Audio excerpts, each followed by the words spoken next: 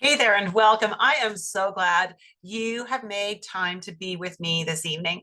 We are going to talk about the what, why, and how of iridology for health professionals. And people are saying hello in the chat box, and I'm just really happy that they are. Thank you for being with me tonight. Again, just a reminder for those of you who are just coming on that the more you play with me in the chat box, the more information you're going to get out of me. And so that could be good for you, right?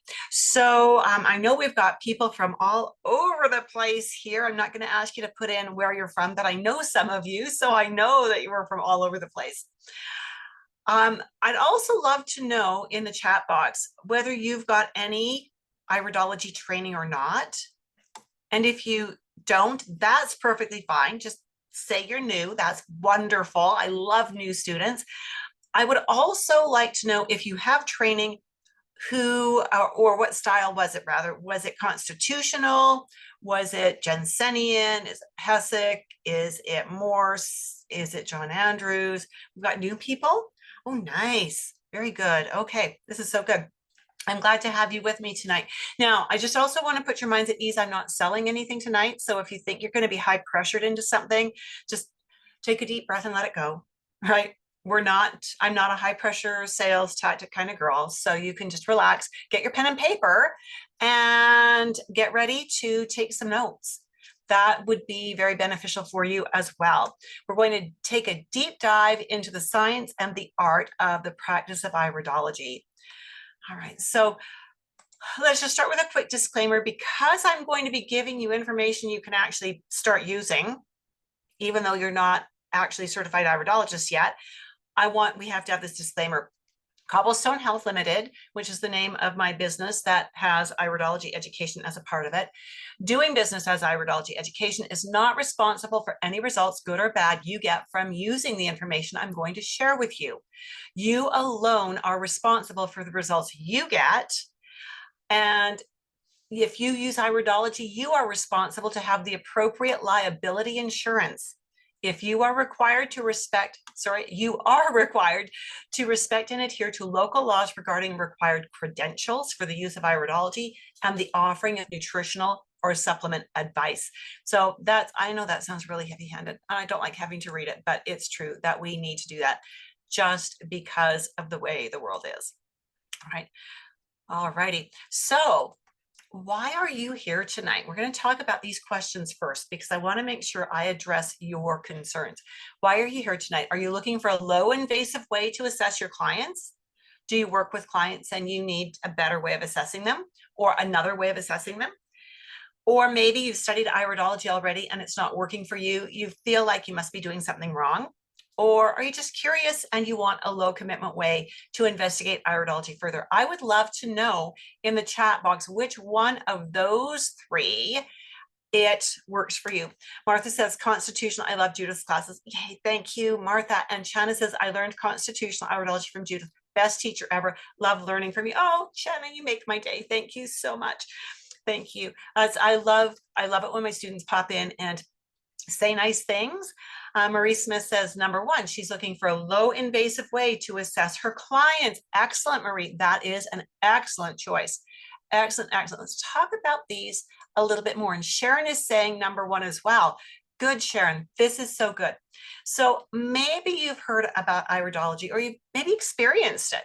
And because of that, you're looking for a diagnostic tool and you're looking for you're looking at it as a diagnostic tool and you're looking for clients. And Donna Marie is looking for number one and number three. We'll talk about number three in a minute. This is so important because so many of us are not allowed to requisition labs, but we need ways to find information and we need to be able to corroborate that information with symptoms and with other modalities that we've got. And so when we are using iridology, it's not actually diagnostic. We're not going to name diseases, but it will certainly help us to understand what's going on with the client. We'll do some case study work later on in our time together today, and you'll see exactly what I mean. Maybe you've studied iridology and it's not working for you. Now, you've heard from Chana, love that. And you've also heard from Martha. So this is so good. it's working for them. And I'm going to blow my own horn here, though. It's working for them because of the way I teach it. I've had many other students come to me who were already certified by other teachers, and this is nothing against those teachers. The students came to me knowing the nuts and bolts, but they didn't know how to use what they've learned.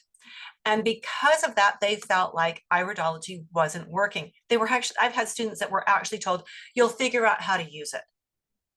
Now, that doesn't work in my mind. I really believe that it's my job as the instructor to teach you the nuts and bolts, but then to teach you how to think through an iris analysis, connecting those nuts and bolts. Now, that doesn't mean you're going to do it exactly the way I teach it to you for the rest of your life. And I know that, but I'm at least have to give you a launch pad, right? A foundation that you can start from. You can start working with that. And as you work with it, you will morph it into something that is your own. And that's brilliant. But I've saved you frustration. I've probably saved you from giving up on iridology together by giving you a foundation to build from. If you're already trained in iridology but lacking confidence, or you want to add more knowledge to what you know about iridology and you want to be mentored, most instructors don't mentor their students the way I do, then you're in the right place, and welcome. So glad you're with me. Maybe you're just curious and you want a low commitment way to investigate it further. And for some of you, that's a part of the reason you're here. And I'm so glad you are. That is totally fair. You know, when I went to university as a young adult, yes, that was a lifetime ago, I applied to 2 different schools, 2 different universities. One was about 1,000 miles away. The other one was about 1,200 miles away. So it's not like I could just drop in and, have a tour. But the school that won out, and I was accepted at both of them, the school that won out was the one that invited me down for a weekend. They invited me down. They were willing to put me up for the weekend, feed me, tour me around, introduce me to faculty members, and kind of take care of me. I'd say wine and dine, but I don't drink wine, and they weren't serving it. And so, but they let me get a feel for what was going on there. And that made all the difference in the world. I fell in love with that campus and spent my university years there. So it's really important to me that you do the same as you're looking for an iridology instructor and an iridology course. And for information about iridology, you should talk to the teacher. You should sample the teaching style, which is exactly what you're doing today. And you should get a sneak peek at the learning materials. Basically, you should have a campus tour, and any instructor should be willing and able to do that for you. So that might be exactly why you're here tonight. And if so, I am so glad. This is an interactive open house, right? And so I've got a lot to share with you. I hope you've got pen and paper. Okay, that's old school. I'm old school, except that I do webinars. And so I hope you've got a way to take notes on what I'm going to teach you about iridology. I'm going to be asking you questions throughout our time together. And I expect that you will also ask me questions. If I can work them into the context of what we're doing, I will absolutely answer them for you. My students know that I value questions. And I value questions from you, even though we are in this very, this open house kind of a situation. Please ask. All right. So the facts of the matter are, iridology is a powerful assessment tool. Confidence can be nurtured. So if you've already learned iridology and you're struggling with it, I can nurture that. I can help you build confidence by teaching you how to use what you've got. So now that we figured out why you're here, and thank you for being vulnerable and sharing that with me, I do appreciate that. Please allow me to introduce myself and why I'm here. I am one of only 10 level 3 IPA certified instructors in the world. I was one of the first 3 actually when they introduced level 3 in 2021, I think it was. And I jumped at the chance to be one of the first. Worked really hard to do the coursework and do the exam and get it done. Really wanted that. I've been in the holistic health industry since 1981, coaching people. And I started teaching people about herbs and nutrition only a few years later, because there was a lack of readily available information where I was here in Calgary. There was actually only one really decent health food store, little tiny one, a family run operation. And it really was primarily health foods. There weren't a lot of supplements back in 1981. So I started on this journey at the age of 20. Okay, you can do the math. And I had health problems that the doctors couldn't seem to figure out. I was still in university at the time, studying to be a school teacher. I've always wanted to be a teacher, but I ended up dropping out to get married just 2 semesters before I graduated. And I realized as that happened that I wasn't going to be happy teaching children in a classroom. I love teaching, but I don't have the patience for children. I have 7 kids, which is kind of amazing how that worked out, right? But the fact of the matter is I love teaching adults. I love teaching adults. So that's how I've ended up here. I've studied iridology, herbology, nutrition, and so many other modalities with so many teachers that I've lost count. I've got a file folder of all of the certificates and diplomas and whatever. And some of them, they just stay in the file folder. I don't have enough wall space, or I don't want to frame them all, right? And are any of you like that? Are you perpetual students always wanting to learn? If you are, let me know in the chat box that you are a perpetual student and you love learning. Shanna says yes, and Sharon, yes. Fantastic. And Jennifer and Marie, yes. And Dora, yeah, okay, love it. In the wellness industry, thank you so much for that. In the wellness industry, you have to be a perpetual learner.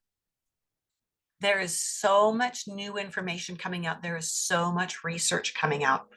Over these decades, it's been nearly 45 years now, really. It boggles my mind too. How did I get this old? No, I'm not saying that.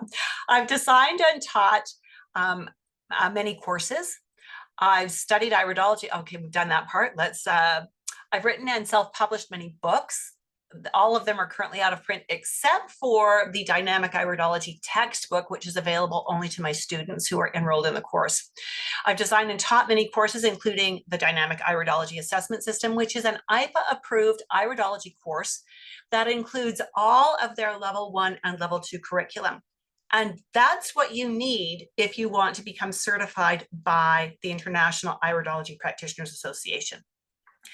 Other courses that I've done, have designed and taught, have been herbs, biokinesiology, color therapy, women's health. And for a while, I was a certified International Childbirth Education Association instructor, and I loved teaching prenatal classes. That was a lot of fun too.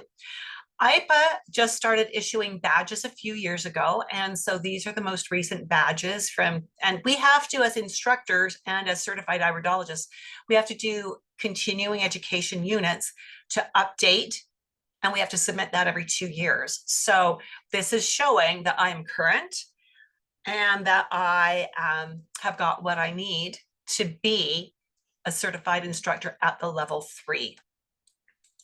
I am also a master herbalist and a natural nutrition clinical practitioner affiliated professionally with these organizations.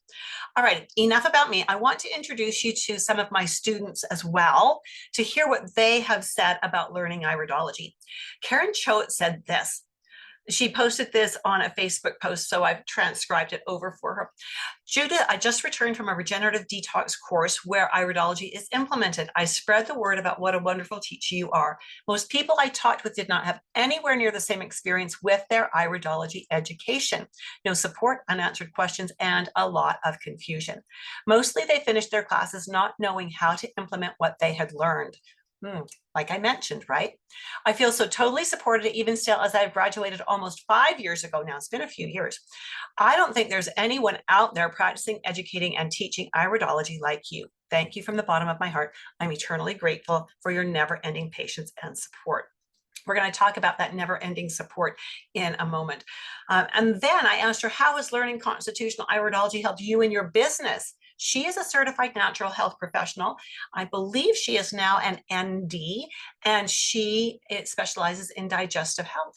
She said, iridology has helped me to understand the relationships between different organs and organ systems more in depth. Iridology also gives me an advantage of seeing the potential for different genetic traits and qualities that may be underlying.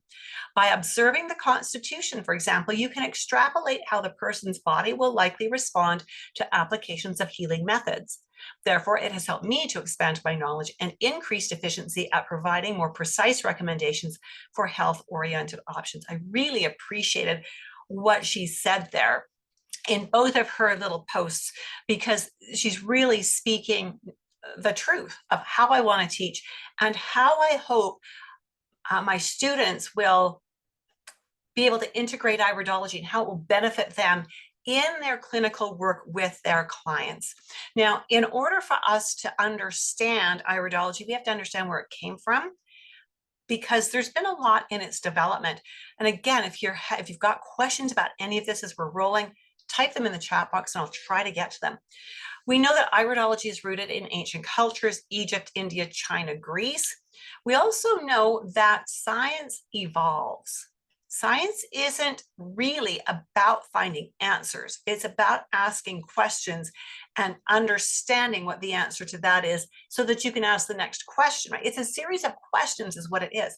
Some people believe the earth is still flat and they haven't kept up with research, or maybe they've chosen to not keep up with research. There's really the two avenues, right? But since science evolves, in just about every field of science, what was once embraced as truth has given way to research and new discoveries, right? And good science will continue to do this. Good science will always ask questions. Good scientists will test their own hypotheses and those of other researchers. What we think of as final answers today are really the stepping stones for future discoveries, even and especially in iridology. Iridology has changed so much in the 45 years I've been affiliated with it, that I've known it. We're going to talk a little bit about that right now. Ignaz van Petzele was a young boy. The saying goes that he trapped an owl and the owl had a broken wing, something like that. And there's a whole mythology around that. What we love about Ignaz is that something in that incident, even though it has never been replicated, intrigued him. He went on to become a medical doctor and he started studying his patient's eyes with a 2-power magnifying glass. That is not very strong, right? And he drew out pictures of what he saw. And then he would make a list of their symptoms, kind of write out their story. With compiling this information, can you imagine doing that without a computer database to help you sort it? It boggles my mind what these people were capable of. He was able to develop one of the very first iridology maps, and it's incredibly similar to the maps we use today, even though this is 200 years ago. After him, we've got Pastor Neil Lilliquist.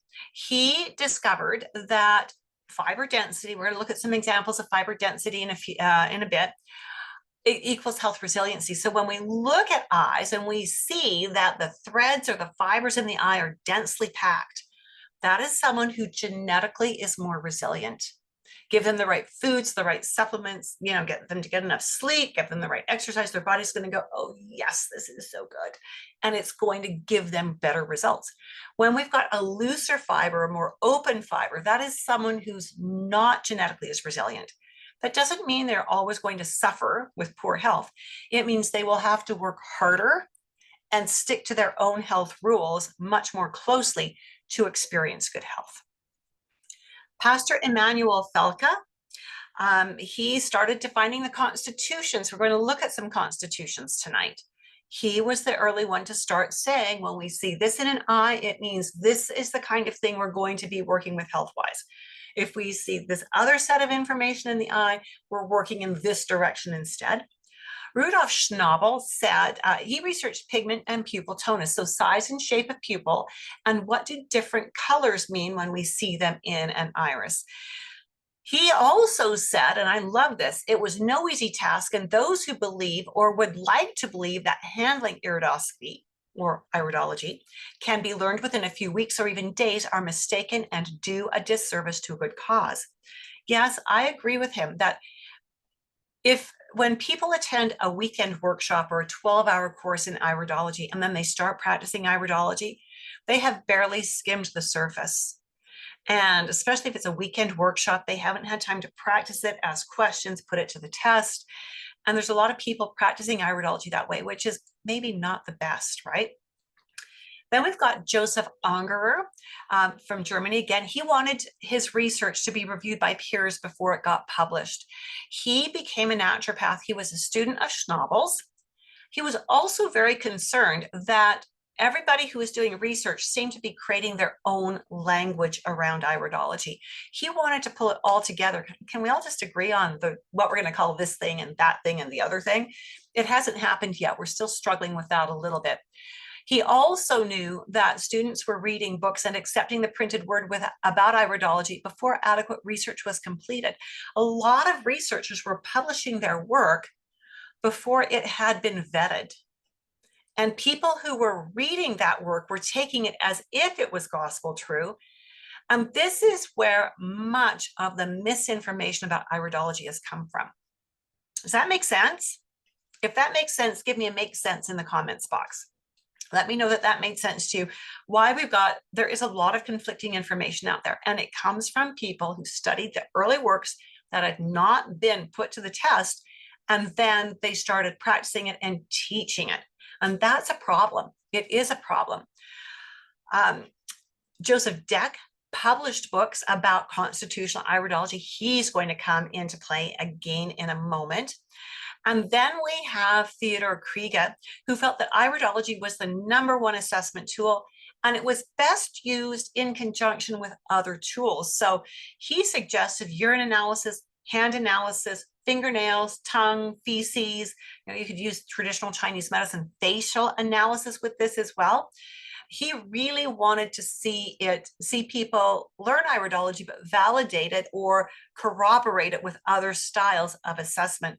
And there's good value in that, You've probably heard of Bernard Jensen, chiropractor from California. Oh, we love Bernard. He very much single-handedly kept iridology alive in North America when research from Europe was shut down.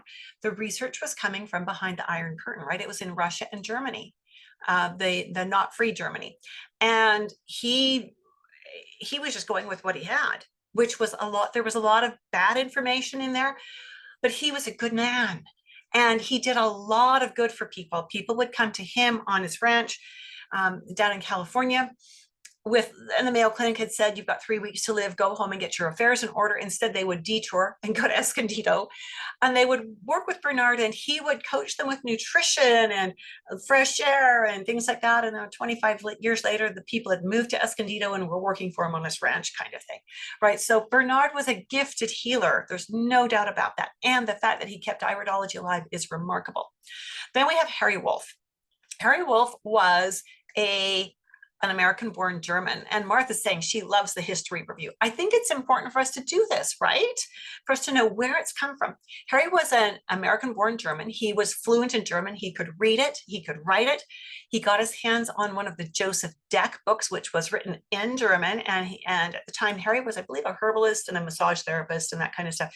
He was reading this book and going, yeah, this makes sense. This makes such good sense.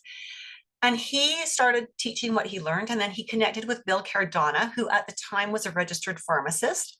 And Bill glommed onto this, and they started going around and teaching weekend workshops because nobody else was teaching it. Nobody else had this information in North America. And Bill later became a naturopath. He was my constitutional teacher, and I'm still in touch with him and eternally grateful for his support and mentoring.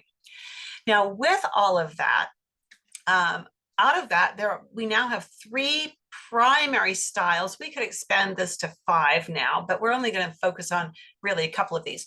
There's Jensenian, is a really common style of iridology in North America. Rayid or emotional. In North America, you've got Denny Johnson. In England, you've got John Andrews. We've got constitutional. There's Robert Morse. There's David Pesek. And I know these 3 that you see on your screen right now. We're not going to do all of them. We are just going to compare Jensenian to constitutional. Okay, so with Jensenian, originally taught by Bernard Jensen, that makes good sense. he taught that the iris changes when the body changes. So if you had someone that has certain markings in their eyes and that person did a cleanse, changed their diet, changed their lifestyle, these markings would change. The fact of the matter is that was based on old information. The healing lines don't appear, and I know you don't know what those are just yet. We probably won't touch on them today because they are irrelevant. Lacuna shapes don't change. The size doesn't change. This is all based on old information. He taught that you could do an iris reading with no background. So you would sit down, have the person sit in front of you. You would look at their eyes. You would tell them everything that was wrong with them. And that was that. Very diagnostic. We don't do that anymore. I used to do that when I was a Jensenian iridologist in the beginning, and it's not very accurate. Traditional Jensenian iridologists have a very different style from modern Jensenian. As Bernard Jensen was getting older and was kind of slowing down and backing away from things a little bit, as his, he's getting pretty old. His daughter-in-law, who had worked with him for many years in the clinic and whom he had taught iridology to, took his work and updated it with a lot of constitutional. So it's not purely constitutional, but it's more constitutional. So the new Jensenian iridologists that are taught in the Ellen Jensen style are more constitutional than older or former or iridologists who are taught the Bernard Jensen style. So we've got two different Jensenian styles. Constitutional originated with Joseph Deck and others. It's really based in that European research. It is used by medical doctors in Italy, Germany, and Russia. Interestingly, I had a client in a little bit ago, just a few months ago, who was from one of the small Russian countries, Kazakhstan, maybe? I could be wrong, but I think it was Kazakhstan. And she herself is a medical doctor. She can't practice here in Canada. She hasn't done the board tests yet, but she came in to see me. And I said, do you mind if I do iridology with you? And she said, no, I would love that. She said, that's the first thing a medical doctor does in my country. They always look at the eyes first to understand what they need to do. And I'm going, yeah, that's great. So she understood where we were headed with this. I understand that in Germany, you actually have to be a medical doctor or a naturopath to use iridology. I don't know about Russia and Italy. In North America, there are no rules like that yet. There are correlative studies being done. This is where the new information comes from. People have a question, they design a study, and they start working to prove it or disprove it. They gather the data. Now that we have things like 23andMe, we've got various genetic testings that we can do. It's getting easier and easier to correlate symptoms to genes to iris signs. And it's really pretty exciting. In constitutional, we teach that the eyes are a reflection of the genetic structure of the body. I like to think of it even more as epigenetics, that we see things that are genetically cued. And we know, and I'm hoping you're familiar with this, that with epigenes, we can turn them on and off, right? So we can make a gene wake up and manifest or turn off and not manifest. And either way, you don't always want to turn a gene on and you don't always want to turn a gene off, right? Some of the genes that are turned on are not great. Some of the genes that are turned off, you wish you'd left on. So the eyes give us clues as to what some of the epigenetics are in the body. And when we connect that with symptoms and ask the right questions, we begin to understand the client. Does this make sense? Is this helping you to get a sense of how this could help you assess your clients? If it is, let me know in the chat box. Marie is saying yes. Thank you, Marie. Anybody else? Constitutional iridology is the foundation of dynamic iridology. I started out as a Jensenian iridologist and practiced Jensenian for about 10 years before I decided this is not working. And so when I had the opportunity to learn constitutional, it was a very easy switch for me to make that migration. Constitutional iridology teaches us that the eyes don't give us answers. They teach us what questions to ask. This is very holistic. It's involving our client in the process. Other iris and sclera changes may continue to become visible with time, revealing areas that may need support. Background information is important. Readings are not done cold. Sometimes I will get somebody in my office who has seen a different iridologist somewhere else who did the Jensen style and was happy to sit and look at the eyes and just tell them what was wrong and give them this long list of markers, this long list of problems, and a long list of what they needed to do about it. And they want me to do that, and I won't. I simply won't. I need context because I create programs to help people be well. I don't create programs that are shots in the dark, right? All right, we need to know the eye a little bit before we actually look at some eyes to learn a bit of iridology. Do you agree with me? If we don't know the eye, how can we do iridology? Yeah. If you agree, give me eyes in the chat box. Okay, so while you're doing that, eyes, yeah, Marie, you're so fast. I love that you've got lightning fingers. And Jennifer, you too. Good job. Excellent. Martha, fantastic. So when we are looking at when we're doing an assessment, oh, Susanna, cute. I love the little GIF in there, so cute. All right, so when we are doing an iris assessment, and in the iridology course, we learn a little bit about all of this basic structures of the eye, but for tonight, all we're going to do is look at where is the iris. The iris is right here. It has an opening in the middle, that would be the pupil, and the lens is tucked in behind the iris. We have the cornea, and we have the sclera. In the dynamic iridology course and in the IPA curriculum, we also learn some sclerology. Blood vessels in the sclera also give us information about current weaknesses and challenges and congestions in the body.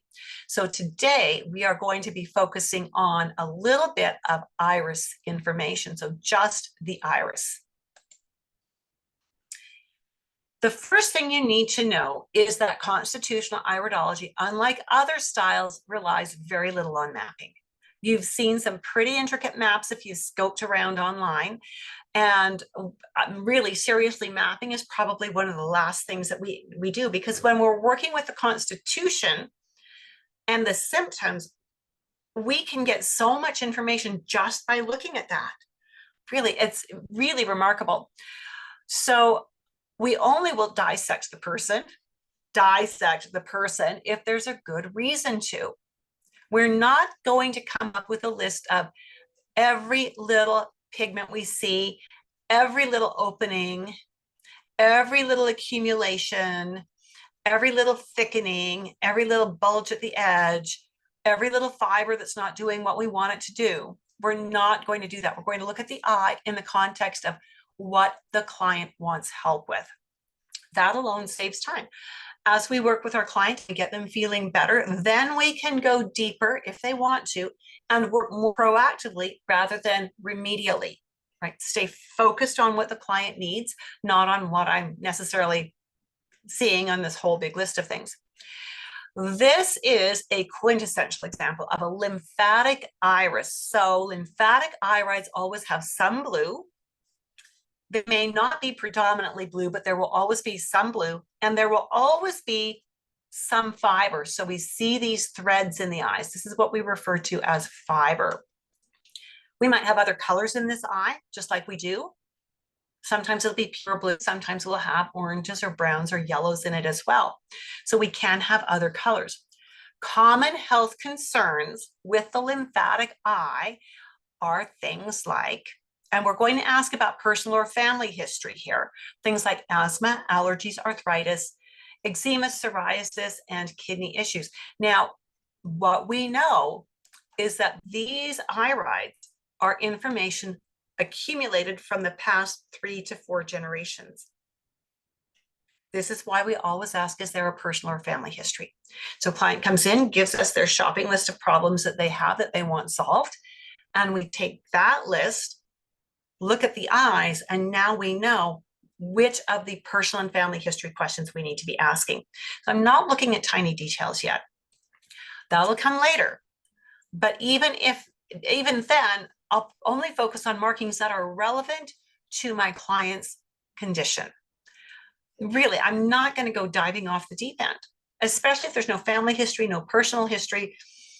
We'll probably truly incorporate therapies to support those areas as a matter of course, but maybe not as specifics.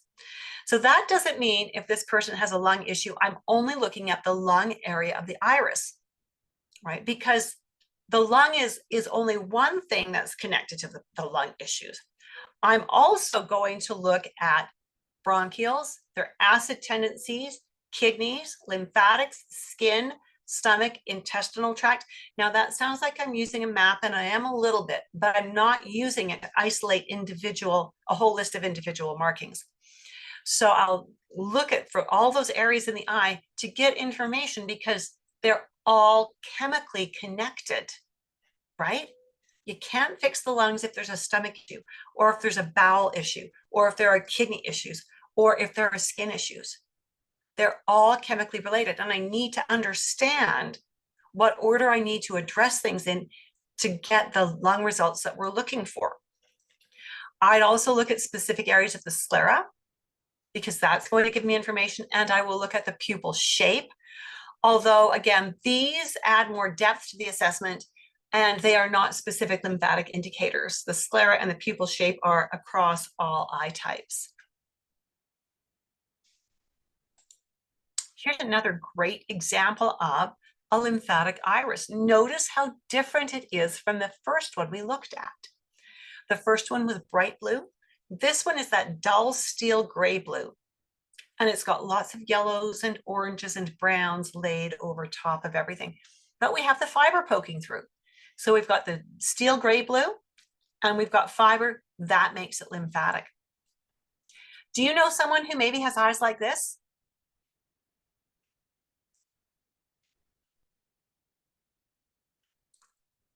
I want you to be thinking about them while we talk about this eye. Again, these people, anyone who has a lymphatic constitution, are a little more prone to thyroid issues, even if there are no thyroid indicators in the eyes. And we dive deep into that as to why in the dynamic iridology course. So, but we are going to ask this client questions. Is there a personal or family history of thyroid issues, thyroid concerns, right? We want to know that. We need to know that because if there are thyroid and parathyroid issues, then we know we probably have bone health issues, which may tie back to the lymphatic constitution tendency of being too acidic, not in the stomach, but in the tissues. Did you catch when we asked about the family and personal history, asthma, allergies, skin, kidney, and arthritis, that all of those are related to acid balance issues?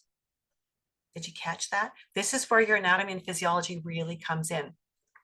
So our goal here, again, is not to use iridology as some kind of a crystal ball, like a party game, a guess what's wrong with me game. We really want to correlate what we see to what the client needs help with.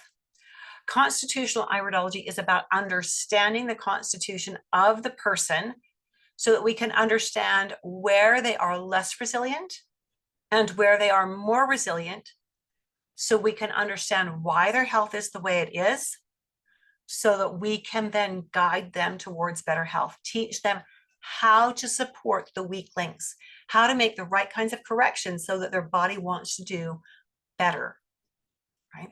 Along the way, the symptoms will subside, but the goal isn't just symptom mitigation. That can be done with drugs, right? That's what drugs are. They hide the symptoms. The goal is root cause remediation that leads to better health and ultimately to the relief of the symptoms. Does that make sense to you? That with iridology, we're always trying to ask, well, what came before that? What came before that? What came before that? What came before that? Oh, here, now we're at the root cause. If we deal with the root cause, then we see symptoms improve. We see functioning improve all the way up the ladder. If that makes sense, give me a thumbs up or something in the comments. And Jennifer, that's perfect. Root cause is crucial. Yeah, Rebecca's saying it makes total sense. Absolutely, it makes sense. You know, you'll see a lot of people that when they do these iris analyses, they'll come out with this long list of herbs and supplements. And in truth, if anybody cleans up their diet and takes a long list of supplements, they're going to get results. Chances are, though, in that long list of supplements, herbs, vitamins, minerals, there's probably far more than they actually need to get the job done. Anybody can create a shotgun pattern. We are looking to create a specific program for this person to take them from where their health is now, bring it up a notch. Then we reassess, what do we need to change now to take them up a notch? Are there supplements that have run their course and we need to change them out? Is there a little more dietary advice that we need to be recommending? What do we need to do to build this program step by step? I found over the years that clients who are given step-by-step programs in manageable steps are far more successful than clients who are given long lists of things to do. We all get overwhelmed, right? Okay, so that's a bit of the information about the lymphatic type. Some blue, some fibers. That's how you identify it. They tend to have issues with being too acidic in their systems, and you will be more likely to see problems with asthma, allergies, arthritis, skin, kidney kinds of things, thyroid, parathyroid, leading to bone density. Those are the kinds of things that we typically see more frequently in a lymphatic eye. It's not a guarantee that we're going to see those things.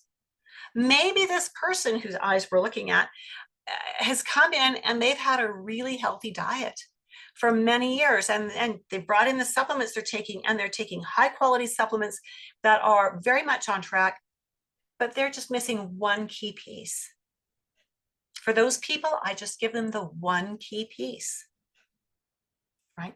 The opposite happens too, where I get people coming in on the junk food and soft drink diet, and they haven't taken supplements in ever, and they're really hard on their bodies. With them, we start slowly. Can you reduce coffee from 8 cups to 4 cups? Can you increase your water from 0 to 2 glasses a day? Right? Let's get you these 2 supplements. This is how you use these 2 supplements. Here's one food I would like you to change out, right? So little steps, because I want them to be able to come back and say, I did what you asked me to do, and I'm starting to feel better for it. And they're not going to feel like night and day different, but I didn't promise them that. I promised them a little bit of improvement for a consistent small effort, right? They won't come back if I've given them a big list and they haven't been able to do it. Nobody wants to go and report, well, I failed, right? Nobody. But if they can come in and say, I've done it all, I've done it like 80%, just like you asked, and they're starting to feel the benefits. Now I've got their trust, I can make another little change. My friend has problems with kidneys, very lymphatic, iris, and arthritis. There you go, Martha. Absolutely, absolutely. So good. I'm sad that your friend has those problems, but now you understand a little bit more about why the problems and maybe how to help resolve them. Hematogenic, this is your true brown eye. So in a true brown eye, you might have some golden highlights, just like we've got in this eye. You will not see any fiber. The pigment that makes the eye brown is sitting on top of the fiber layer in the iris. And in a true brown eye, there is enough pigment that it hides those fibers. So there's not going to be any blue. There's not going to be any fibers. There's not going to be any green in the eye either. You'll have golds and browns. That's it. Now, their primary areas of concern are going to be blood and liver based. That's their inherent predisposition, blood and liver concerns. So I want you to think about people who have true brown eyes, like really, really brown eyes.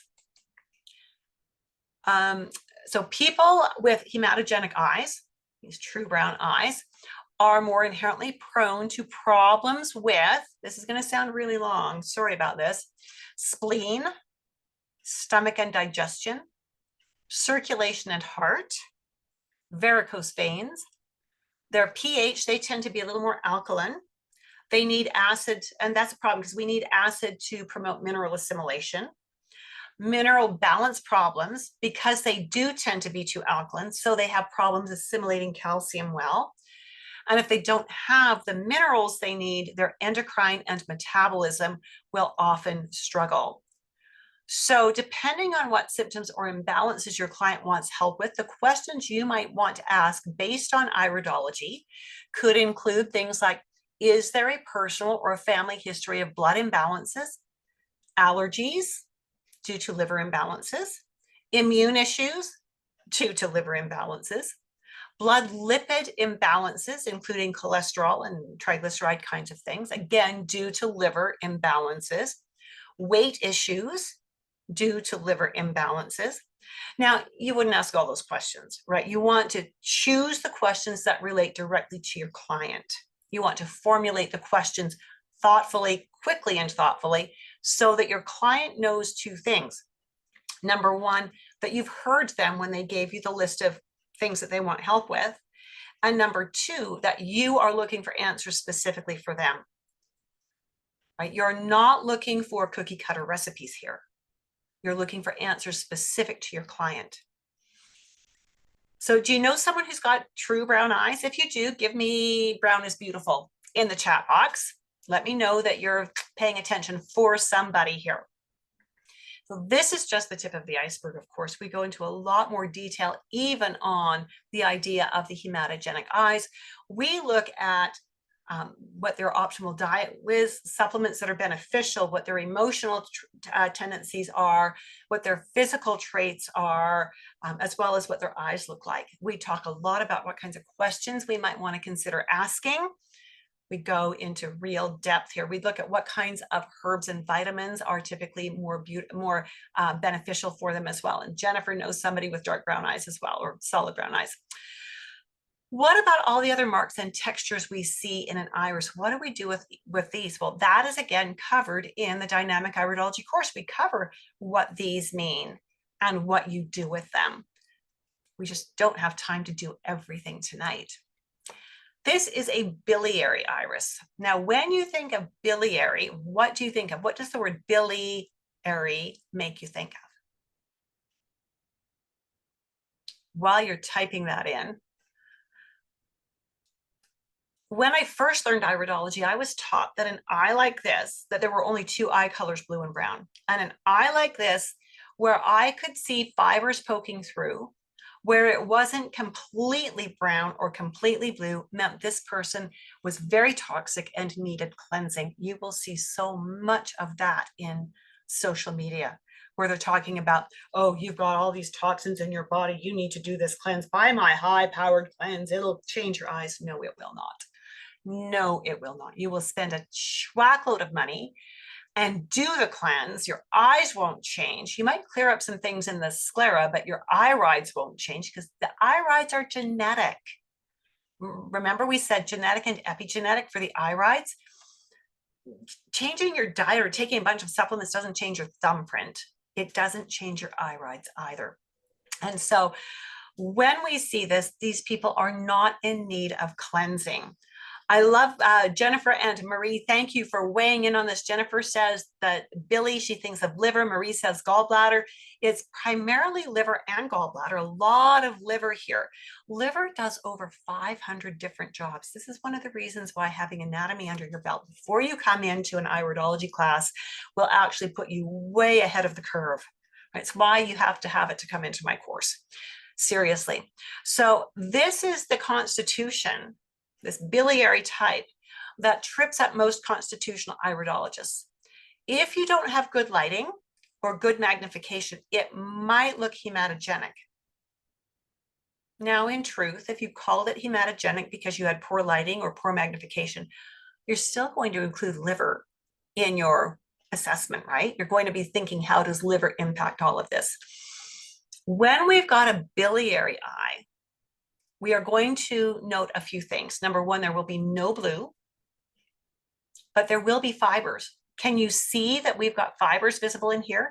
If you can see fibers, give me the word fibers in the chat box. If you can see the fibers in there.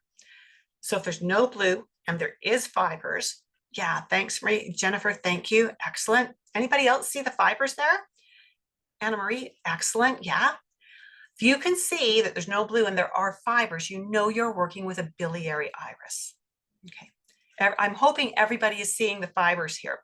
We might have golden highlights. We might even have some orange and yellow in here a little bit. You'll notice as well that we have a slightly darker section hugging close to the pupil. This is very common in a biliary eye.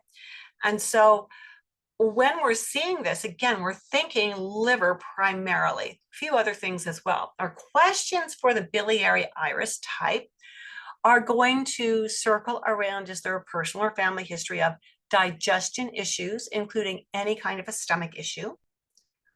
We want to know about liver, which includes immune functions, lipid balance, blood sugar, triglyceride, allergies, and so much more. We do want to know about gallbladder and gallstone formation. We also want to ask about pancreas, because when we think of pancreas and when we think of blood sugar, we think of pancreas, right? We think of pancreas and insulin. What we need to remember is that it's pancreas and liver together that balance the blood sugar from different chemical pathways, right? So we need that information. All right, so I'm curious so far, what has been your biggest takeaway? What is the thing that you've gone, oh, wow, I didn't know that before? I want to see it in the chat box. What has been your biggest takeaway? I'm going to give you just a second to do the lightning finger thing and send me a message here.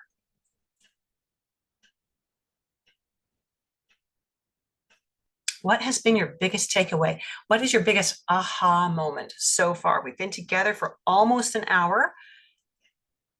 I'm just hoping this has been time well spent for you. I want to prove that by seeing what you've learned. Because if nobody's learned anything, we should just shut it down right now. Martha says fibers are hard to see. Keep relative and stay relative to the client's needs. Yeah. Maurice says how eye colors influence different organs, or it's actually the other way around, how the organs influence the eye colors, Marie. Good observation. Dora says simplifies genetic connections to conditions. Yeah, brilliant. I love that. So good, so good. All right, so when we look at eyes, the iris has many layers to it. And one of the things we look at, first off, if it's a hematogenic eye, we're looking at that very top layer because that's pretty much most of all we can see. But you'll notice that on many of these other eyes, there are areas where the top layer has openings. And that means that what you're seeing inside there is actually the next layer down. In some cases, we are looking down deep into the surface of the iris. Now it's not like it's a foot thick, right? It's really, really shallow, but there are still shadows that can get cast in there. And so when we see these really dark areas in here, that's what we consider to be shading, right? And the more shading we see, the less resilient the area is. Some fibers, on the other hand, look like they're sitting way up high on the surface. So it's like if this is the surface of the eye, we've got fibers that are sitting way up on top of it. That gives us more information as well. And we see these, which if you've got a Jensen background, you might have called them nerve rings or cramp rings or stress rings. These are contraction furrows. And what we're looking at in all of these aspects is different layers, different information. The cornea, the corneal arcus, what we're seeing in here, this white ring, is actually in the cornea. So we've got the cornea and a gap, and then the eyeball with the iris, or the iris layer, right? And so this white ring is in this very top layer. It's not actually in the iris, even though it looks like it might be. Jennifer says the colors are different groupings, and to stick with what is relevant to the client and ask lots of questions to get to the root cause. Yeah. When you do that, Jennifer, when you correlate the symptoms to what you see in the eyes and you ask appropriate questions based on that, it really helps you get to the root cause. And again, it helps your client to understand that you are really creating a unique approach for them, that you've heard what they've asked for, and that you're striving to meet their individual needs. So important. There are so many herbal and supplement programs out there that are one size fits all. And that means like a one size fits all t-shirt, one size fits some people well, but it doesn't fit very many people very well, right? So I started learning iridology in 1979. Constitutional iridology had not yet reached Canada and was not really widespread in the US. I studied and embraced what was available, and that meant the work of Bernard Jensen. I studied with a first generation Jensenian, so she had actually studied with Bernard face to face twice. I started getting frustrated with it after about 5 years, and 10 years into it, I was ready to throw in the towel and just walk away from it. It didn't work the way they said it would. You know, I would see an eye like this one, and I'd been taught that these were called lesions. We do not call them lesions in constitutional. I was taught that every one of these was a pathological problem, even this one and this one, a pathological problem that was happening right now. And with that, it meant that my clients must be desperately ill. So as I would approach my clients with this, because I didn't know about approaching what their primary concern was, I was just taught to look at everything. I was wrong 90% of the time. They didn't have clinical problems in every area. And I was also taught that these lines in here were lines that the person had created by doing good things. Well, if they had done good things, why are they having symptoms in some of these areas? It made no sense. I was taught that if we did enough of the right things, this would fill in with fibers and then this would gradually go away, which it does not. I've never seen that happen. So that really began to test my belief system here. In constitutional iridology, we know that these that we call lacunae are inherited. These are passed down from that last 3 to 4 generations. So we know when we see this, that there's been at least a family pattern of something going on here. These are not going to change based on what we do diet-wise. The client probably doesn't have symptoms in every one of these areas, thank goodness. But when we see this many of them like this, it does suggest a tendency towards endocrine imbalance. And then that leads us to the question of what symptoms does the client have? What is the client currently doing for their health? How does all of this tie together? If this person is on track, we want to encourage him or her, I'm going to call it a her, most of my clients are female, to stay on track and teach her what the next step is. If she's not on track, then we might need a lot more coaching with smaller steps to get things moving in the right direction. You know, some of the things that I sometimes suggest to my clients aren't pills or diet or lifestyle. Sometimes it's getting creative. This is someone that I would recommend creativity to. They always look at me funny when I do that. But when they start doing it and they come back in, they start telling me stories about how they're finding themselves. They're finding their soul. They're finding their center point, which is really exciting, really exciting. Dora says, aging, fade, eye color. So are we seeing different thinning levels? No, that is not what we're seeing here. Great question, though. I've never been asked that question before. Yes, as we age, our eye color will often fade out a little bit, just like our skin color tends to get a little lighter and our hair often goes gray or white. Same kind of thing. But when we are seeing things like this kind of shading and this kind of shading, it is not age related. You will see that this will instead, it'll be really the whole eye gets lighter. So if you took really good photos 5 years ago, like you had control of the lighting and no extraneous room light and things like that, and you can replicate that same camera, same settings on the camera, same battery power, whatever, so that it's as close to 100%, then you can compare and see, has the color faded? And it does happen. It does happen as some people age, their eyes do get lighter sometimes. Anna Marie says, people underestimate creative play. Oh, they do. They do. There are some people who don't know how to play. And they don't know how to be creative, even if it's not playing. So sometimes we have to work with them a little bit on that. Here's a good case study. This is a female. We're going to look at her eyes with 2 different types of lighting, so you can see how lighting impacts the image. This is so important if you're seeing before and after pictures online. It's usually the lighting or the camera that has changed, not the eye. Okay. So she came to me wanting to have a baby. She and her husband had been trying for a year with no luck. The husband's semen analysis was fine.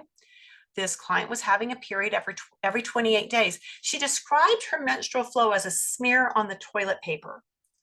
She never had to use even a panty liner. Now, does that raise a red flag for any of you? If it does, give me a yes in the chat box. Does that raise a red flag for any of you? Yes? Yeah? They'd been to the fertility clinic already, and the fertility clinic didn't think there was a problem with this because her day 3 and day 21 tests came back fine. I'm going, really? Well, that's interesting because she clearly doesn't have a good enough endometrial lining to shed it appropriately. She doesn't have one to shed. How does she have one to let an embryo burrow into? Okay, that was a little rant. Sorry about that. I get passionate when I feel like the medical system has really missed the mark with somebody. So she also had almost no ovulatory mucus, which means that her hormones were not balanced in spite of what the blood tests were saying. Now, I noticed in her eye that she had this little pigment right here. And that was in our very first appointment. I took the photos and I see that, oh, and I see just a couple of other little ones here, one here and one here. Teeny tiny little things. You got to watch out for those little guys. They'll get you every time. And in my mind, I'm thinking, oh, MTHFR, possibly MTHFR. So I immediately recommended a prenatal vitamin that had the methylated Bs in it. Now, we've got all these, the Kune in here, which says to me that she's got a creative side. It also says she has that risk of endocrine imbalance. Most common here would be blood sugar issues, adrenal, thyroid. Those are the areas we needed to be focusing on with her. Even though her labs for all of those came back fine, something wasn't clicking. It wasn't right. Now I want you to notice here again, bright light. We have a little bit of the contraction furrows. They're kind of hard to see. When we go to side lighting, do you see how much more these contraction furrows pop? Can you see that? If you can, give me furrows in the chat box. Now, the reason I bring that up is you will have, I hate to admit it, some unscrupulous people online who would publish these pictures and say, look at how deep these contraction furrows are. And they would put them side by side with this and say, look at how much improvement this person had on our program. Those contraction furrows are not as deep. The only thing that's changed here is the camera, right? Because these were taken on the same day. Okay, so we want to be really careful with that. It's really sad that there are unscrupulous people in this industry, but there are. So we needed to ask about her diet. She eats very cleanly, and but not enough protein and not enough good fats. So Martha's saying, what was it that suggested MTHFR? This was the one that I saw the first time. The more I look at her eyes, the more of them I find. But this little thing right here. Okay. So her diet was a little deficient, clean, but not good enough. I asked about stress because these contraction furrows suggest she internalizes her stress, which means she's going to burn through her B vitamins very quickly, which is why we did the methylated B vitamin with her. I also put her on some N-acetylcysteine because it's really key in helping with hormone balancing in cases like this, and omega-3 for the very same reason. We did a 2-phase herbal program with her. We used one set of herbs from day 1 of her cycle until she had her first high temperature. I had her charting her basal body temperature. And then we did another set of herbs from that high temperature till her period started again. Within a few months, she called me and she was like, I'm so excited. And I went, tell me what's going on. And she said, I had to use a panty liner.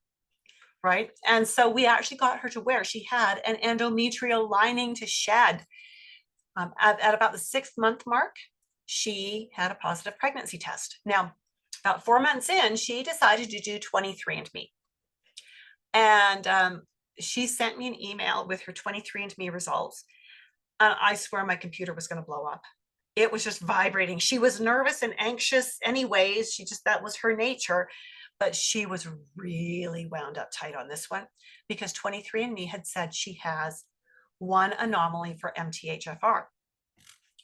I was able to say to her, And she was worried, have I hurt my baby? Is my baby going to be okay? And I said, well, I can't promise you anything, but I can tell you I suspected that from day one. I've had your back. These are the supplements we were using to help your body deal with its issues methylating those bees. And I heard her do that audible, oh, thank goodness, right? So good. So we don't need to be nitpicky to every detail. There's a lot of details in these eyes. I needed to focus on the details that would be relevant to the situation at hand. That's why you need anatomy and physiology to learn iridology well. Right? We're not matching one mark to one symptom. We're understanding the symptoms, and then we're assessing the iris to connect the organs to understand why those symptoms are happening. And if you can't connect the organs and think that through, you cannot do clinical iridology, right? That might sound harsh. It is the truth. And again, so many iridologists are trained to look at markings and just list the markings and then make recommendations based on individual markings rather than on a grouping of markings and understanding the pathways in the body. Okay, let's do this again with another client. So again, in my early training, I'd see an eye like this, and I'd been taught this was someone who was full of toxins. They needed to cleanse, cleanse, cleanse, cleanse, cleanse. That's the only way you could deal with an eye like this, was to cleanse them till there was no more cleansing to be done. Not true. You can cleanse this person all you want. And if you do the right cleanses with them, yes, they will feel better. No, their eyes will not change. At least the irides won't. There might again be things in the sclerae that might clear up. But even that's not a guarantee, because some of the things that we set into the sclera become permanent. Teachers had taught me before that had taught me had the before and after pictures that looked convincing. Lesions looked smaller, or what I call a lacuna now, sort of. Eyes did look bluer, but then I knew nothing about photographic technology. It's interesting now, if you've got a Canva account, you can take an eye like this and drop it into Canva and change it quite nicely to make it look bluer or browner. Right. Back in the day, they used filters on the cameras to create before and after photos sometimes. So you also need to remember that technology is not reliable. What does that mean? I've got 2 computer monitors connected to my main computer, and I can look at this image on one monitor, slide it, drag it over to the other, and it's in an entirely different color. One computer monitor shows things more orange, the other shows it more brown. Great. Right? So you can't even use your own computers for the comparison. You need the eyes to see the markings. You need the person's face to see the colors. That's just how it is. So we don't want to rely on our technology for color accuracy. That might sound harsh as well.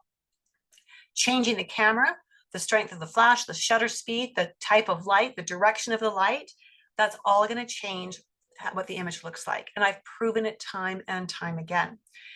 Printed photos, no better. Different brands of film, different brands of paper, the lighting that was used to get the photo, the settings the developer used in the printing up.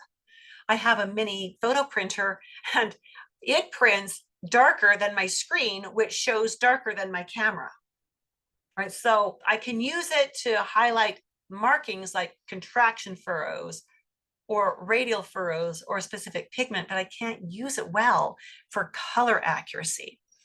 So, my frustration in the early days was growing, and what I'd been taught hadn't worked. And that's when I was blessed to learn constitutional. Oh, I'm so grateful for that day. I really am. In this eye, in constitutional iridology, the liver and the kidneys dominate. We have sympathetic nervous system kicking in a lot with this person. We've got a darker region in the digestive zone. So we know this person may struggle with some digestive aspects, specifically of protein. We need to understand the impact of the liver on protein digestion and the impact of inadequate protein digestion on the liver and the kidneys to understand the symptoms. Does that make sense? This is a web, and you follow that thread around till you find the beginning point. So we need to know what the client's symptoms are. Do we have kidneys? Do we have digestion? Do we have liver? Is this person prone to holding on to stress? Do they internalize their stress? Because stress affects digestion. Right? I once had a doctor tell me stress doesn't make anything better. right? What is the client's diet? What is their lifestyle like? I can't tell this client anything until I know who they are and how they're put together. Then I can assess this I in the context of who that individual is. What is the client doing for their own health? Their answers to those questions will determine the assessment and the approach I take. Does that all make sense? Give me a yes or something, Anne-Marie. Yeah. Yeah. This was a client. She's been a client of mine since almost day one. She's been with me now for nearly 45 years. These pictures are about 5 years old. So, and we've had babies together. She's also been a herbalist and a nutrition coach, and she's retired from that. And so I've got many clients who are second or third generation clients or that have been with me for 30 or 40 years. It's really lovely to have the continuity in the client load. It really is. What I've learned with clients is they'll come in for 4 or 5 appointments. We'll get them feeling really well. And then they're feeling good, so they disappear for a while. 4 or 5 years later, they're going to come back in because things have shifted. They've probably forgotten some of what we talked about. They probably have stopped taking their supplements properly, and things just shift. We get older and things shift. So they come back in, we do a few more appointments, get them back on track. And so it's an ebb and a flow. Well, on her most recent coming back in, she came in because she had gained weight. Her doctor had told her she had high blood pressure, high cholesterol, and triglycerides, and an elevated hemoglobin A1C. Basically, she was walking straight into type 2 diabetes. And the doctor was saying, you're there, you need meds, wanted to put her on blood pressure meds and a couple of cholesterol meds and an oral insulin, like a glucophage or Glumetza or something like that. Right now, eyes don't show toxicity, right? We're going to take that and just throw it away because they don't, but they do show inherent potential. We see this milky film. That alone is going to tell us that the liver has been unhappy for a very long time. Liver takes carbs and either turns them into cholesterol or into fat or into triglycerides, right? So we know liver's been unhappy. We don't know which of those it's been doing, except that we had the lab results in front of us. And this is in the cornea. We're not going to take this away. We can cleanse her until the cows come home, assuming you've got cows to come home, and we're never going to get rid of this. But we can correct what's going on in the body. Dora, thanks for being with us. I want you to catch the replay. You'll get the replay tomorrow. Watch the last 20 minutes on replay. And so with this, then, we needed to start working on her goals. Now, because she had a good foundation, I could go pretty hard and pretty deep. Constitutionally, liver, digestion, sympathetic dominant in her nervous system. So that meant those were the 3 things that we needed to support to get control of what was happening. Her family's really messed up, really dysfunctional. Her husband is terminally ill, but there's no prognosis. He's got 2 different kinds of cancer that they've never seen before together in one person. But he's doing fine. He had a stem cell transplant that seems to have given him a new lease on life, and he's apparently not the nicest man to live with. So that's a problem. And she bears the stress of this, right? So we started with supplements, lifestyle, and food choices. That's where we had to start. She knew her stuff. She just needed to be reminded of what she knew. We got her to reduce her carbohydrate intake, increase her protein significantly, and get more and better fats. We got her to start walking for 30 minutes a day. And I didn't care how fast. I just wanted her out moving her body, right? And gradually she'd get faster and it would be a good thing. We used some omega-3s, some berberine IR. We worked on her gut biome. We worked on her protein digestion. We worked on her general digestion. And we really insisted that she get protein at breakfast time. Within 3 months, all of her numbers were within the normal range, and she had lost 20 of the 30 pounds she wanted to take off in 3 months.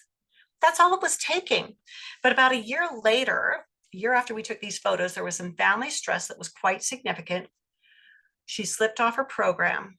And then a few months later, she had a heart attack. Now, I know there are emotional reasons behind a heart attack, and I truly believe that hers was primarily emotional. Fortunately, her husband recognized that she was probably having a heart attack. They live about 2 minutes from a major hospital. And rather than calling for an ambulance, which would have taken 20 minutes to get there, he got her into the car and got her to the hospital. So she got care very quickly, and she's doing quite well. Now, the family stress has not been resolved. And it's really hard to get back on track when you've fallen off. So we're still working with that. And she regained some of the weight. Her numbers started to get all messed up again. She's on 9 different medications. So now our goal is to get her back on track with her foods, get her back on track with some physical activity, and see if we can get her numbers coming into a range where the doctors will consider reducing the medications. We have to be very careful what supplements we tuck in around that, because many of the supplements are contraindicated for her with the drugs. But again, she's a dear, dear client. We've been together for so many years. We've seen each other through so many tough times that I'm grateful she's doing all right. And I just am excited to continue working with her to help her get things on track. Again, when I first learned iridology, every one of these markings, openings, lesions, as Jensen would have called them, would have been a problem, a current physiological problem that we could heal away. We now that's not right. We now know that's not right. All of this extra color we could have cleansed away. We now know that is not right. When I learned constitutional iridology, it was quite remarkable. I was teaching at a conference about 8 hours north of here, where seriously, in the summertime, they get 3 hours of dark, that far north on the continent, right? And there was another fellow there who was teaching a workshop, and his was about iridology. He had this iridology map I'd never seen before. It was really interesting. So I made a note of who it was, who had produced it, came back to my office and discovered a herbal publication that I was writing for at the time.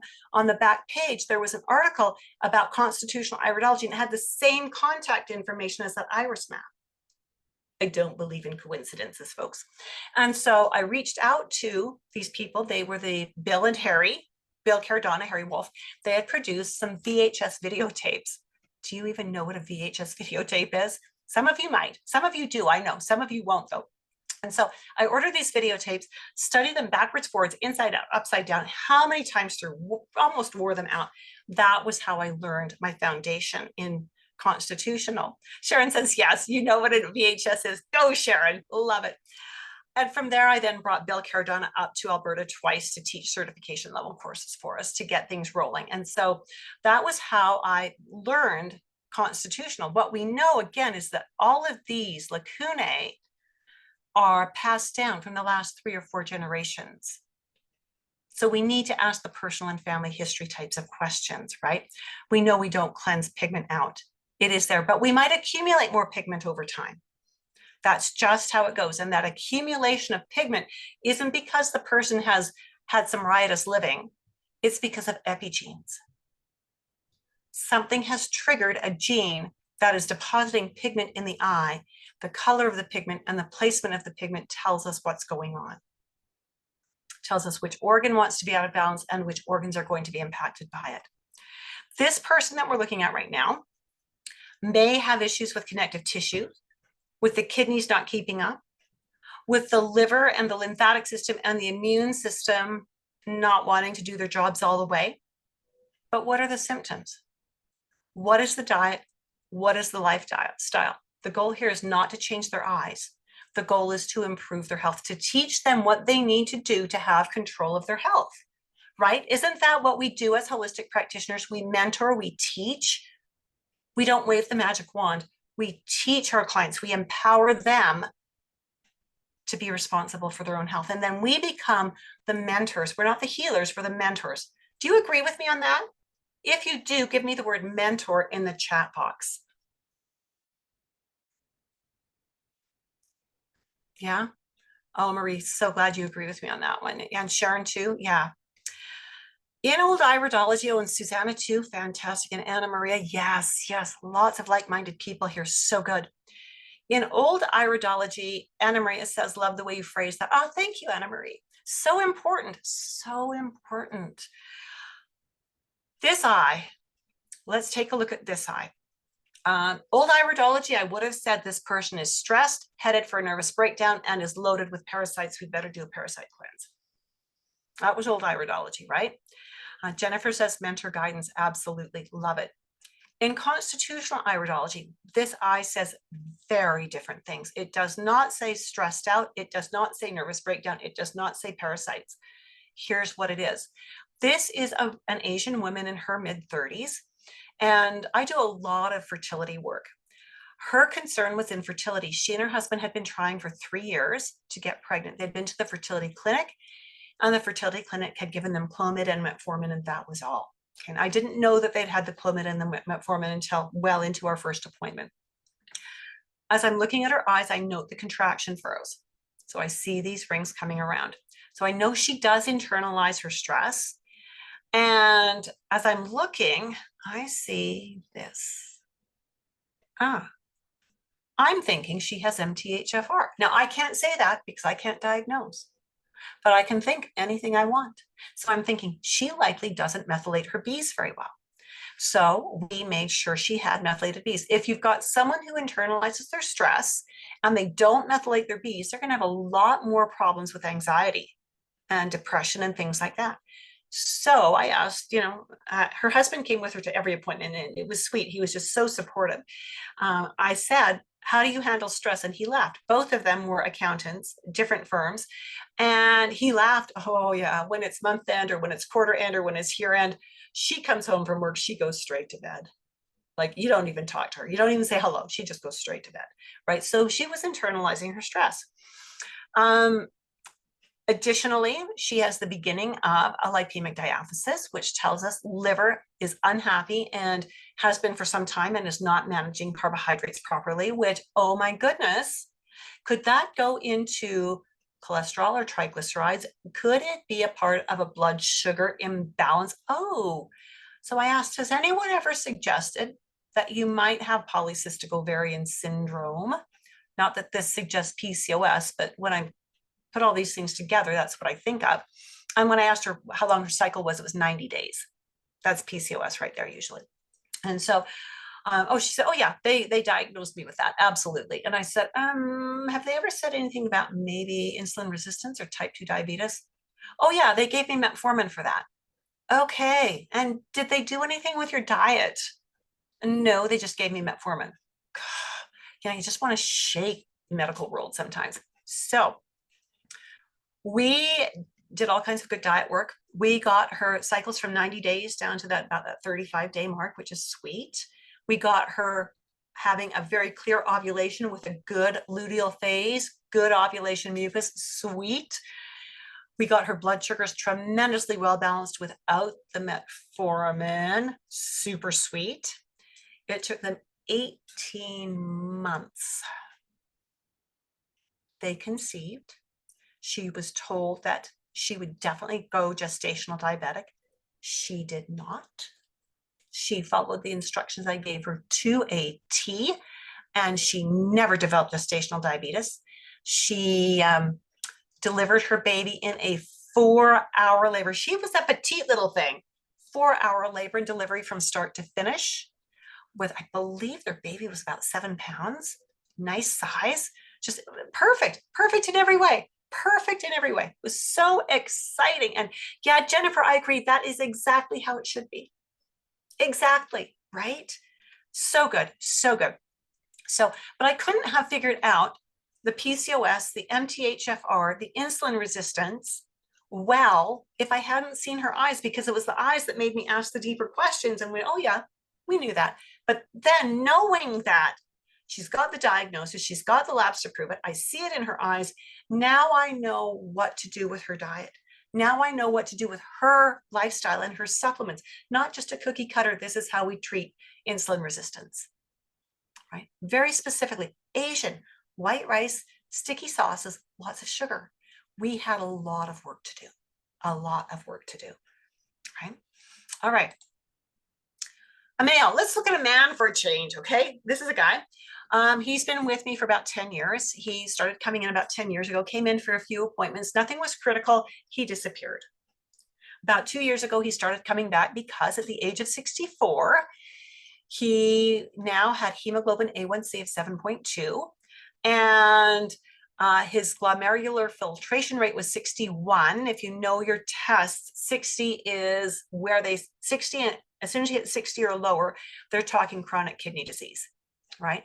His potassium was slightly low due to a diuretic medication he was on, because not only was his hemoglobin A1C elevated, but he also had elevated blood pressure and elevated cholesterol. So he was on an oral insulin. They tried him on metformin. That gave him diarrhea. They switched him to two meds, Lumetza and Jardiance. He was on hydrochlorothiazide, which is a diuretic, and on trandolapril for his cholesterol, and mylan-torvastatin for his cholesterol. And because of the blood pressure medication, he needed sildenafil to perform sexually, right? What a drug cocktail. So I also noted that he was clearing his throat a lot, which made me think he probably had some acid reflux going on. His diet was, breakfast was a cinnamon bun or a muffin for breakfast, maybe Cheerios. Have you ever looked at the ingredients in Cheerios? It's absolutely frightening. How my mothers feed those to their babies, I have no idea. His lunch was a sandwich on white bread with lunch meat or tuna or egg salad. Supper was usually fast food, pizza, maybe meat and potatoes or pasta. His wife is a flight attendant. So she's gone for 4 days at a stretch. So when she's gone, he junk foods. When she's home, they eat better, but not great. He would drink about 3 liters of water a day. So at least he was drinking water. In his eyes, he has a slight corneal arcus beginning, and he's got a stomach ring, and he's got an atonic collarette, and he's got contraction furrows. So that all suggests not able to digest easily on his own, will need support there, and liver's going to need support, right? And maybe some nervous system support. So we got him doing protein and veggies for breakfast. That's a mantra I have most of my clients recite: protein and veggies, protein and veggies. They hear my voice when they're making meals. I love it. I got him to start snacking on an apple with some clean nut butter. His lunch became a large salad with real meat, not sandwich meat. And supper, we got him to do protein and veggies. And I walked him through ideas. You could do a stir fry. Maybe you could throw a stew and make a homemade stew in the crock pot and have it cooking while you're gone at work all day. Maybe you could roast some veggies, grill some meat. Talked about portion control because he likes big portions. Got him to chew his food. If the stomach's not resilient, you got to chew your food even more, right? Stomach doesn't have teeth. You got to let the mouth do its job. We put him on some L-arginine and some berberine. We got him to walk twice a day for 30 minutes each day. And we got him, because he works as the head of a security department, on weeks when he's in the computer room watching all those screens, just like they show on TV, I got him to get some stretchy bands so he could do some stretchy band exercises while he's watching the screens. It took us a couple of months. We got his blood pressure down to 118/74. His blood sugar is down to about 5.9, which down from 7. What was it when we started? 7.5 or something. 7.5 down to 5.9. Like, that's night and day. We got us. And the ensuing 2 years since then, he's been really good, like really good. He's to the T, following instructions for diet, for being active, for taking supplements. And his triglycerides have come down, his blood, and they've taken off, which meds? They've taken off at least 4 of his meds. He's no longer on the oral insulins, so the Jardiance and the Lumetza. And they've taken away at least 2 of his other meds. I think 2 cholesterol meds. He might have 1 cholesterol and 1 blood pressure med left, something like that. It's not very much to do that in 2 years, to be getting rid of things, right? So with this, again, it just goes to show that the eyes, again, gave us the understanding. Blood pressure, you'd often, you might, I don't know, do just the arginine to dilate the blood vessels, but then you've got to think, why is the blood pressure high? Well, they've got him on a water pill. You got to think kidneys. And if you're thinking kidneys, you have to think adrenal. If you're thinking kidneys are struggling, then you have to think, how does he digest his proteins? Is that what's poorly digested proteins? Is that what's causing the kidney stress? Right. So we had to track it back to figure out what are the key components here, not just address the symptom, but the cause. All right. Is this making sense? Does this work for you? Yeah. So how do you learn how to do it this way? It takes time. It takes being taught. It takes being mentored. That's exactly what the dynamic iridology assessment system is. It's the only live online, fully mentored course for when you see this list, nutritionists, herbalists, naturopaths, I want you to think someone who's got a college level anatomy and physiology course, not a degree, but just a course, and preferably one modality. A modality certainly does help.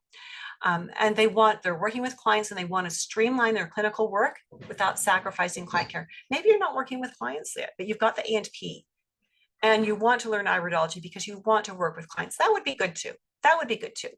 What I find is too many iridologists and too many holistic practitioners see the client, gather information, go off and spend 3 or 4 or 5 hours creating a protocol, writing up a fancy report for the client, bringing it back to the next appointment. Problem is, they're not charging enough to get paid for all those hours of program creation. So much better if I can teach you how to do the assessment, gather the information, put it all together, create that program, get it all done in an hour to an hour and 15 minutes while you're with your client, the paid time you're with your client. Does that make sense? Yeah. I just want to know how many of you are working with clients now? If you're working with clients now, just give me clients in the chat box. And I won't read this out loud. It won't go on the recording. And the reason we want to do this is because we don't want to overwhelm our clients with those big long lists. If it takes you 4 hours to write a report, you're overwhelming your client. If we want our clients to be able to do what we're teaching them to do, and if the lists are too long, they won't do it, right? And we want our clients to have long-term retention. We want them to get results so that years down the road, when they are starting to kind of slip again, they will think to come back to us because they got results with us the first time, right? Repeat business is so good for business. Okay, so we've got lots of you who are working with clients. This is so good.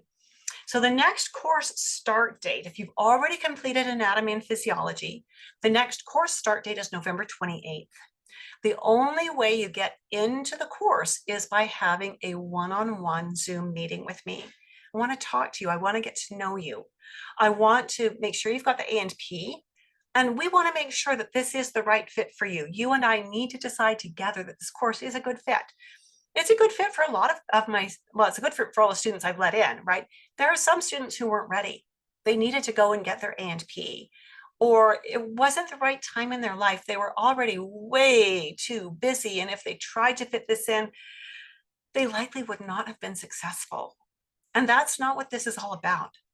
My goal is your success as an iridologist. I want you to learn more than just individual markings. I want you to learn how to integrate things. So you've got a link there on the screen, which of course is not clickable because it's on the screen, but I'm going to pop it into the chat box. So there we go. That's the link you need to schedule a one-on-one with me. And this is not, I hope you haven't felt pressured here. You're not going to feel pressured in our meeting either. I'm just going to give you more information. We're going to talk about your goals, find out what you want to do, where you want to go with this. And then if it's the right fit, I will invite you to enroll. It's really, really simple, right? It's nothing high pressured at all. The course itself is 20 classes long. They're taught via live webinars like this. Classes are about 2.25 hours long each, depending on how many students are in the cohort. I never take more than 10. Every class is recorded for playback. So if you miss a class, no problem. You can go back and make it up. Or if you want to review, that's great too. It's there for you. We do additionally 2 live group mentorings online every month as well, right? And so you're invited to come. They're not mandatory. They are optional. There's no charge for them. They're included. And you get to keep attending these group mentoring sessions for as long as I'm teaching.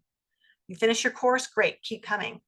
You have certified, great, keep coming to the mentoring sessions. Bring in your business questions, bring in your marketing questions, bring in your how do you deal with difficult client questions, bring in cases you're working on that you find interesting or challenging that you want some help with, right? We have a private group right now. It's on MeWe, but it's going to move soon. We're in the process of migrating things to a new platform. But this is a private group, again, for my students and alumni. You've got a question, you can post it there. Other students and graduates and certified grads can weigh in and answer your questions, and you can have conversations about iridology. Your textbook is included in your tuition. It's a downloadable digital textbook. It's completely hyperlinked. So that's nice. And your 45 pages of digital study notes, we call them the cheat sheets, are also included. And your tuition also includes, it may include IPA certification mentoring. Now we've just set up a new level where if you know from the get-go that you don't want to certify, or you think you don't, you can opt in at a slightly lower tuition. And if you know right off the bat, you can opt in at the tuition, at the mentoring included. And that mentoring is the IPA mentoring. Everybody who enrolls gets access to this live group mentoring and the student and alumni group. IPA has outlined specific things that need to happen in mentoring to prepare students for certification. And so if you pay for the certification, when you register for the course, it's there for you. Sophia Perez-Viller said this. She's one of my students, and she posted this on the IIPA website. She said, the commitment that Judith has for teaching is extraordinary, and the amount of support you get from the iridology course is fabulous. The material is very clear and thorough. The pace of the course is dynamic, but with enough time to integrate all the parts. As this was my second iridology course, I was not sure if the course would just be an add-on, but it has exceeded my expectations. I've learned lots from the course material and classes, expanded previous knowledge, and gained more confidence. I can see now how this course has helped me to get better answers from my clients and to design an effective protocol in very little time. Highly recommended for beginners and advanced. Love that. It's nice to have, again, students who've already been certified somewhere else come in and gain so much, right? Kimberly Zadalis came in. She had not done iridology before, but she's very well trained in a lot of other fields. She has a master's degree in radiology and works as a radiology PA, as well as other things. If you are wondering which iridology course to take, you can stop looking. You found it. Judith Cobb is an excellent instructor with many years of experience. She is a caring and compassionate person who's dedicated to the field of iridology and her students. I personally practice both Eastern and Western physiology medicine and was very impressed with the layout of her program. She makes it easy for her students to balance work, life, and study. Last but not least, Sharon Bimrose, a naturopath from Australia.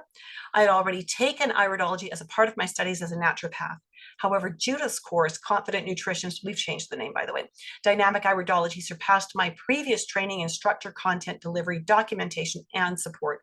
Judith taught in a manner that I could understand visually and auditory. Dynamic Nutritionist was well delivered, inspiring and motivating, giving me the much needed structure to the knowledge I had already learned over the years. Dynamic Iridology also provided me with the most up-to-date iridology information, along with the added bonus of Judith's extensive experience of holistic health. In absolute appreciation, Judith, I thank you for making me a better iridologist. Love that. Love that. So, as you're thinking, are there any last questions that you want to ask me tonight? Here's that information again. And again, I would encourage you, if you are contemplating learning iridology, let's talk. Let's have a one-on-one. Let's see if this is the right course for you, if it's the right time for you. And if you don't already have anatomy and physiology, just private message me or email me or something like that. And I will send you a link to the anatomy and physiology course that I recommend. Okay. And we'll get you that before we even consider doing a one-on-one about the dynamic iridology program. Marie, you are very welcome indeed. All righty. Any other questions or comments? Thank you for being with me tonight. I know there's probably a million other things you could have been doing tonight, and I really appreciate that you made this a priority to be here. And it looks like Jennifer says, thank you. Joe says, thank you. You're very welcome. Looks like that's it. Again, thanks for being with me. I look forward to hopefully having some one-on-ones with a few of you in the very near future, in time, hopefully for the November 28th start date. That would be exciting. And have a great evening. We'll talk to you soon. Bye for now.